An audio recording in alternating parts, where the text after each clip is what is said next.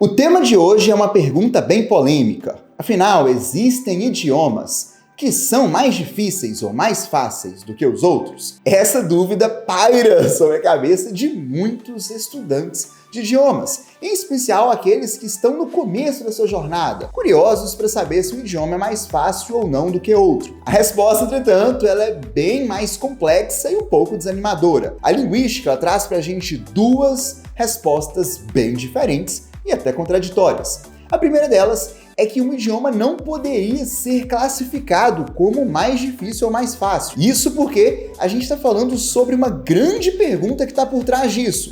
Esse idioma é difícil para quem? Para que falante de qual idioma? Aprendendo qual idioma? Ou seja, bem subjetivo e que também vai levar em conta a experiência que esse aprendiz já teve ao longo da vida estudando idiomas diferentes. Ou seja, a jornada de cada um é bem diferente, portanto, não podemos generalizar. O segundo ponto já é completamente diferente e é sobre a elite dos linguistas nos Estados Unidos, inclusive de um instituto muito reconhecido e muito famoso. Eles dizem, eles chegaram ao consenso de que sim, existem idiomas que são mais complexos e menos complexos do que os outros. Por exemplo, o português é considerado como do nível mais fácil. Ele não é o mais fácil de todos, mas ele está, sim, no primeiro grupo dos mais fáceis, mostrando que aquela ideia, aquele mito que o português é o idioma mais difícil do mundo, realmente isso não faz nenhum sentido, na verdade não faz sentido mesmo. Bom, continuando, a gente tem o seguinte, eles definiram que existem camadas de dificuldades em vários idiomas diferentes. Então, por exemplo, o português ele é de uma camada mais fácil, o russo é mais complexo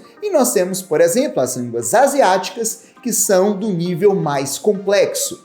Logo, a gente conseguiria sim entender como uma escadinha de dificuldade. A questão é que esse parâmetro ele é muito reconhecido nos Estados Unidos, mas é um pouco específico para a população americana.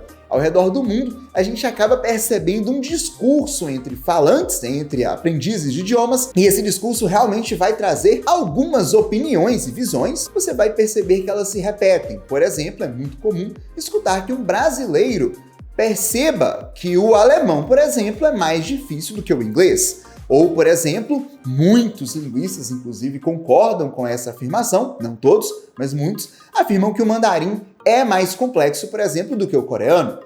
Essas opiniões, visões, que ainda completamente subjetivas, acabam formando uma estatística relevante e importante para a gente poder entender ao longo dos nossos estudos. Afinal, quando você vai estudar um idioma, você precisa gerenciar um recurso muito importante seu, que é o tempo.